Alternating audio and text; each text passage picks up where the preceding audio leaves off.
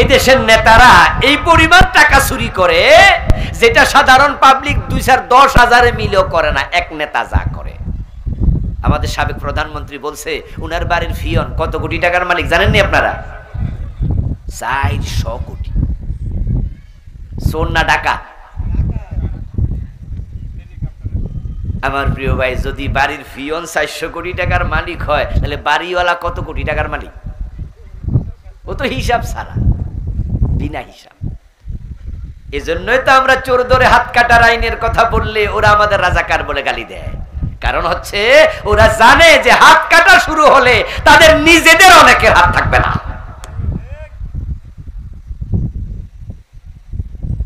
দেশের টাকা চুরি করে কানাডায় বাড়ি বানাইছে, বেগম পাড়া বানাইছে।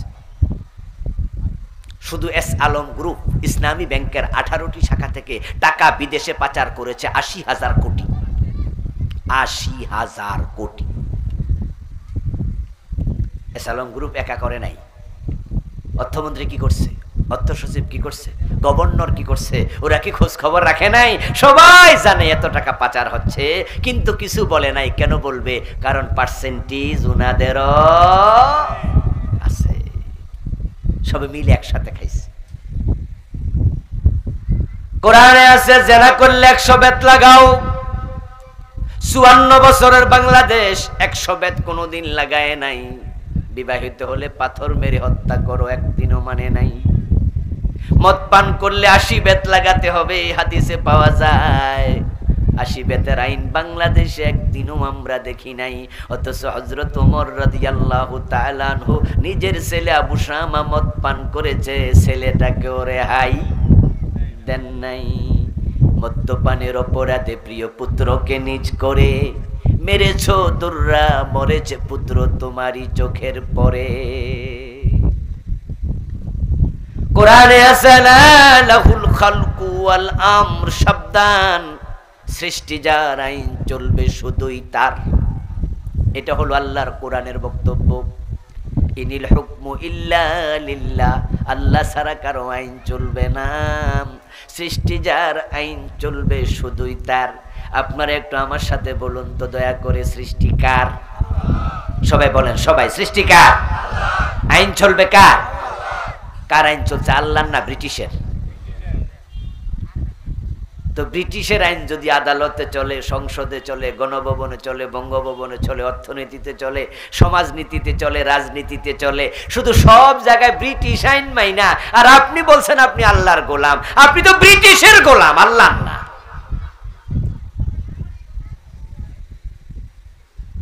মাহফিলে এসে ওয়াজ শুনবেন, বছর 1-2 বার মাহফিল করাবেন, ওয়াজ শুনলে দায়িত্ব শেষ হয়ে যাবে, এটা না। যে কোরআনের কথা এতক্ষণ পর্যন্ত বলছি, এই কোরআনকে বাস্তবে সমাজে কায়েম করার জন্য আপনাকে ভোট দিতে হবে, চেষ্টা করতে হবে। এমন নেতার পিছনে হাঁটবেন যেই নেতা সংসদে গেলে আল্লাহর কোরআনের আইন কায়েম হবে। আর চোর ডাকাতের পিছনে হাঁটবেন, তাহলে আখেরাতে দেখা যায় আপনিও চুরির মামলার আসামি হবেন। বলবেন আল্লাহ আমি তো চুরি করি নাই। আল্লাহ বলবে চোরকে সাপোর্ট করছস তো, তাই চুরি করলে যে গুনাহ, সাপোর্ট করলে সেই গুনাহ। দ্বিতীয় পরামর্শ, ইফতারের আগে দোয়ার সিস্টেম ঘরে চালু করে দেবেন। রমাদানে ইফতারের পূর্বে আল্লাহ দোয়া ফিরিয়ে দেন না। ছেলে মেয়ে বৌজি একসাথে বসবেন। মা বোনরা আজকের মাহফিলের ওখানে প্যান্ডেলে আছেন, আপনাদেরকে অনুরোধ করব ইফতারি বানাইতে বানাইতে দোয়ার সময়টা মিস করবেন না। 10 মিনিট আগে ইফতারি বানানো কমপ্লিট করে ফেলেন। ঘরে যারা 4-5 জন সদস্য, 3-4 জন আছেন, বসবেন। বসে ইফতারের আগে ইফতারি সামনে নিয়ে আল্লাহর কাছে চাইবেন, তখন আল্লাহ দোয়া ফিরাবে না। একদিন আপনি হাত তোলেন, একদিন আপনার মেয়েকে বলেন, বড় মেয়েটাকে, মা তুমি হাত তোলো, তুমি দোয়া করো, আমরা আমিন আমিন বলবো। একদিন আপনার স্ত্রী হাত তুলবে, আপনারা আমিন আমিন বলবেন। একদিন বড় ছেলেটা হাত তুলবে, আপনারা আমিন আমিন বলবেন। ঘরের মাঝে দোয়ার একটা সিস্টেম চালু করে দেন। একদিন হয়তো আপনি থাকবেন না, কিন্তু দোয়া চলতে থাকবে। অভ্যাস চালু করে দেন। রমাদান উপলক্ষে দান সাদাকা বাড়াইয়া দেবেন। রমাদানে কোনো ফকির যেন বাড়ি থেকে পায় না ফিরে একজনও না যায়। যাদের দোকান আছে দোকানে ভাঙতি টাকা রেখে দেবেন, রমাদান উপলক্ষে 5 টাকার কয়েন বেশি করে রেখে দেবেন, ভাঙতি টাকা রেখে দেবেন, বেশি বেশি দেবেন, বেশি বেশি দেবেন। রমাদানে বারাকাতের মাস, একটা নফল একটা ফরজের সমান হয়, একটা ফরজ 70টা ফরজের সমান হবে, বিশাল ব্যাপার। অনেকে বলে দোকানে হুজুর দিতে দিতে বিরক্ত হয়ে যাই। আমাকে বলেছে এমন ভাই আছে যে হুজুর রমাদান মাসে ব্যবসা করব না ফকির বিদায় করব বুঝি না, শুধু লাইন ধরে আসে, বিরক্ত হয়ে যাই। আমি বলি দোস্ত বিরক্ত হইও না। আচ্ছা যে ফকিরটা ভিক্ষা নেয় সে কি নিয়ে বিরক্ত হয়? কয় না না, হে তো আমি দিলে আরেক দোকানে যায়, হে দোকান থেকে আরেক দোকানে। আমি বলি লক্ষ্য করে দেখবেন ভাই, এমন ফকিরও আছে যে লাঠিতে ভর দিয়ে ভিক্ষা করছে, হাঁটতে পারে না, একবারে দুর্বল ক্ষীণকায়, জীর্ণ শীর্ণ অথবা পায়ে ব্যথা, সে ভর দিয়ে দিয়ে হাঁটে, কিন্তু সে নিয়ে বিরক্ত হচ্ছে না। আপনি দিলে সে আপনার থেকে নিয়ে আরেক দোকানে যায়, সেখান থেকে আরেক দোকানে যায়, বেশি পাচ্ছে তাই সারা দিন ভিক্ষা করছে। যে নিয়ে নিয়ে হেঁটে হেঁটে বিরক্ত হয় না, আপনি এক চেয়ারে বসে দিতে দিতে বিরক্ত কেন হন? আসমানের মালিক যদি চাইতো তার জায়গায় আপনাকে, আপনার জায়গায় তাকে বসাতে আল্লাহর একদিনও লাগতো না।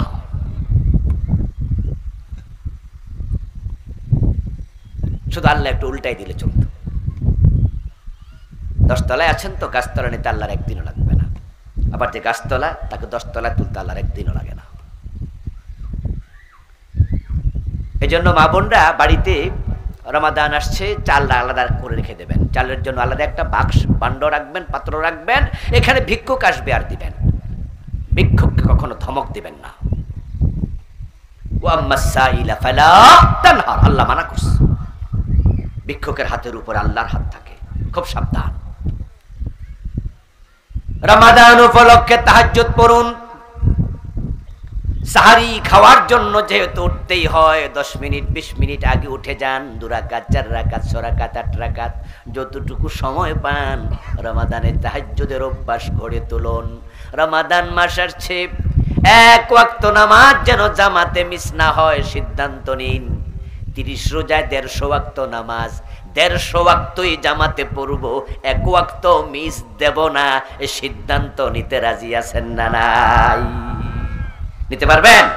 আজকে সিদ্ধান্ত নিয়ে বাড়ি যান, 150 ওয়াক্ত জামাতে পড়ব, 1 ওয়াক্ত মিস করব না। নামাজের আগে পরে কিছু সুন্নাহ আছে, নফল আছে, রমাদান উপলক্ষে এগুলো পড়ুন। প্রিয় ভাইরা, দৃষ্টি এবং জবানের হেফাজত করুন।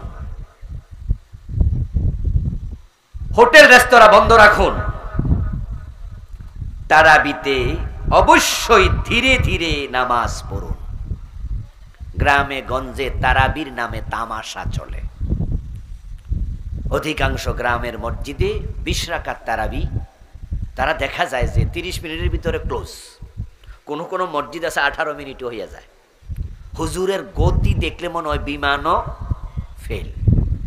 কি কেরাত যে ফরে হুজুর নিজেও বোঝে না, শুধু শেষ দিকে জালিমিন কইয়া টান মানলে পাবলিক বুঝে রুকুতে যাওয়ার টাইম হয়েছে।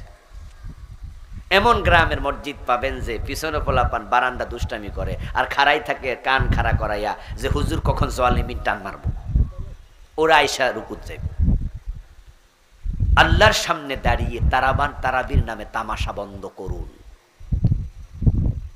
নামাজ মানে হলো আল্লাহর সাথে কথোপকথন, দিদার।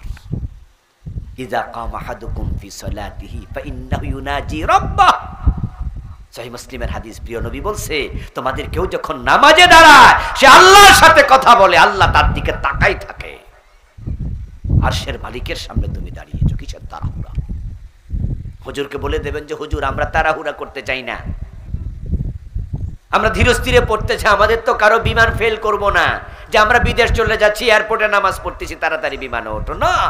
রমাদান আসছে, ইবাদতের মাস, কিসের তাড়াহুড়া? লাগুক না 1 ঘন্টা, অসুবিধা কি? আপনার জীবনের সবচেয়ে দামি সময় যেটা, সেটা হচ্ছে নামাজের ভিতরে যে সময়টা কাটে, এর চেয়ে দামি সময় আর নাই। হুজুররা তাড়াহুড়া কেন করে জানেন? হুজুররা জানে আস্তে আস্তে পড়াইলে মুসল্লি থাকবো না, আর মুসল্লি কমে গেলে বেতন দিব কেডা? হুজুরের না বউ আছে, পেট আছে, ফিট আছে, বাচ্চা আছে। আপনারা যদি সাহস যোগান যে হুজুর আমরা আসি, আমরা যাইতাম না, আমরা আসি আপনার লোকে, রিজিকের মালিক রাজ্জাক, যারা যা জাগা আমরা আসি, 10 টাকার জায়গা 20 টাকা দেবো। হুজুরদের পিছন থেকে 2-4 জন ভালো মানুষ একটু ইয়ে করেন, একটু ব্যাকিং দেন, হুজুরকে বলেন হুজুর আমরা আসি, আল্লাহ ভরসা। মসজিদগুলোতে ধীরস্থির ভাবে তারাবি পড়বেন, ধীরস্থির ভাবে সুন্দর করে করে ইতিকাফের পরিকল্পনা করুন। রমজান আসছে, শেষ দশকে ইতিকাফ। জীবনে ইতিকাফ করে না এমন মানুষকে আজকের এখানে 2-4 জন আছেন না? আমার রাসূলের সুন্নাহ কি জানেন? তিনি ইতিকাফ কখনো ছাড়েন নাই, আর আপনি ইতিকাফ কখনো করেন নাই। রাসূলের সাথে মিল না অমিল? তো কেমন মুসলমান আপনি, কেমন আপনি উম্মত? সুন্নাত জীবনে নাই, সুন্নতবিহীন উম্মত কি? রাসূল ইতিকাফ কখনো ছাড়ে নাই। He was so much busy person. পৃথিবীতে উনার মতো দায়িত্বশীল ব্যক্তি কে আছে? 11 জন বউ ছিল, 9 জন স্ত্রী জীবিত একসাথে ছিল, 9টা ফ্যামিলি সামলাইছে, মদিনার প্রেসিডেন্ট ছিলেন, রাষ্ট্র সামলাইছে, প্রধান বিচারপতি বিচার সামলাইছে, প্রধান সেনাপতি যুদ্ধ সামলাইছে। এত কিছুর পরেও প্রতি রমজানে ইতিকাফ করছে, আর আপনি পুরা জীবনে একদিনও করেন নাই। এজন্য এইবার ইতিকাফের সিদ্ধান্ত নেন যে এবার ইতিকাফ করবেন। কদর তালাশ করবেন রমাদানের শেষ দশকের বেজর রাতে। টাকা থাকলে ওমরা চলে যান, 1.5 লাখ টাকার মতো খরচ রমাদানে ওমরায়। পয়সা আছে কাজে লাগান। ইবাদতের স্বাদ কাকে বলে মক্কায় নামাজ পড়লে টের পাবেন। কি দারুণ কেরাত! 2 ঘন্টা প্রায় লেগে যায় 20 রাকাত তারাবি পড়তে। কিয়ামুল লাইলে শেষ দশকে কিভাবে যে সময় কাটে, সারা রাত মানুষ ঘুমায় না। নামাজের মজা কাকে বলে আল্লাহর ঘরে গেলে পাবেন। রাসূল বলছে আল উমরাতু ফি রমাদানা তাআদিলু হাজ্জাতান। যে ব্যক্তি রমাদানে উমরা করে আল্লাহ তাকে হজের সমপরিমাণ সওয়াব দেয়। সুবহানাল্লাহ। আসুন না প্রিয় ভাইরা, রমাদানটাকে আমরা ঠিক সুন্নাহর আলোকে সেলিব্রেট করি। যে কথাগুলো বললাম, আল্লাহ আমাকে যারা শুনলেন সকলকে মেনে চলার তৌফিক দান করুন। সবাই বলেন আমিন। হাদা মা ইনদি ওয়াল ইলমু ইনদাল্লাহ আলাইহি তাওয়াক্কালতু ওয়া ইলাইহি উনীব। আমরা সংক্ষেপে দোয়া করে বিদায় নিতে চাই। যদি কোনো কথা না থাকে, আপনাদের কোনো কথা আছে? আল্লাহুম্মা আমিন। আলহামদুলিল্লাহি রাব্বিল আলামিন।